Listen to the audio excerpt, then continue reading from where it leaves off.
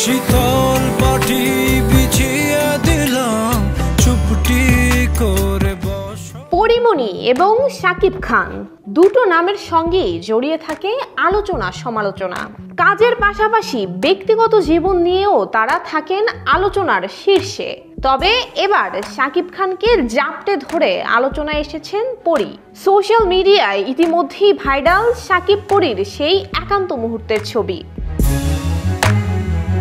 গত শুক্রবার Dhaka fashion day 2024-এ হাজির হয়েছিলেন সিনে ইন্ডাস্ট্রি সহ ফ্যাশন দুনিয়ার নামি দামি সব তারকারা।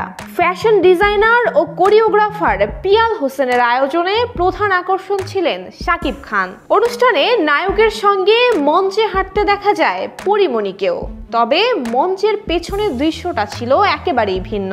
সেখানে দেখা হওয়ার সময় একে অপরকে জড়িয়ে ধরেন তারা। সেই সাথে শাকিবের গালে চুমু আঁকেন পরীমণি। আর সেই ছবি ভিডিওই এখন আলোচনার তুঙ্গে। এই জুটিকে বড় পর্দায় দেখা গেছে আরো ভালোবাসবো তোমায় এবং ধূমকেতু সিনেমায়।